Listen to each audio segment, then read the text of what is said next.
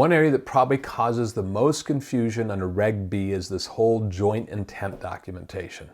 Let's talk about it and guarantors, which even adds another level of confusion. Hi, Dave Dickinson with Bankers Compliance Consulting. Imagine that I, as the president of Bankers Compliance Consulting, come in and say, I want to apply for a loan for business operating money. Now, can you make me sign that loan? And the answer is no, not the loan, but you can make me sign a guarantee of that loan. So I'm not primarily liable. I'm going to be secondarily liable, if you will, because I'm an officer, director, shareholder, or a partner, what I'm going to call the principals. You can make principals of an entity guarantee the loan. Now let's be real clear here. That isn't signing the loan, and you're going to have to exhaust the borrower first, the corporation, the business, whatever that is. Then you're going to have to exhaust the collateral in a sense, and then you go after guarantors. So really, guarantors are kind of thirdly liable. Reg B allows that limited case where you can go after somebody that isn't applying because they're principals. So maybe you say, Dave, you're going to have to guarantee this loan. All right?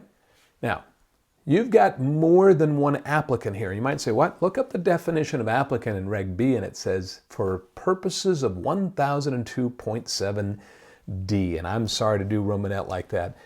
That's the who can you make sign paragraphs in Reg B.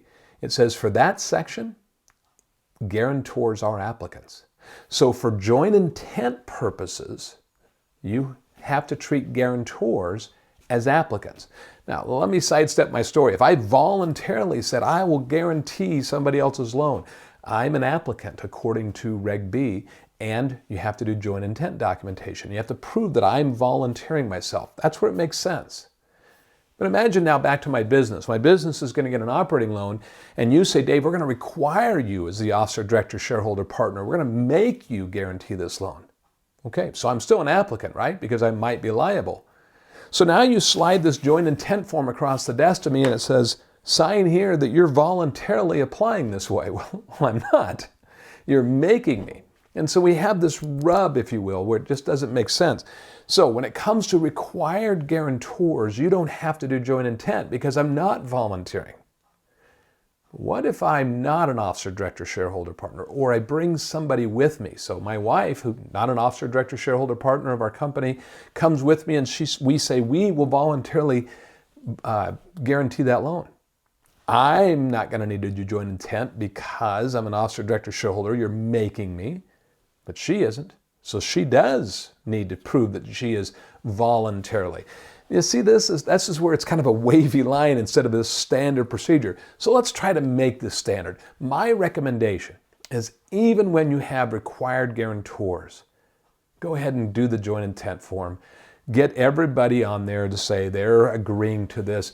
If they push back and say, well, I'm not volunteering, you're making me, then you say, you're right, you don't have to sign that. That might be the best way to handle it. You're going to definitely need it on voluntary guarantors. You don't need joint intent documentation on mandatory or required guarantors. That's where this gets confusing, and I hope that this helps. Thanks for listening.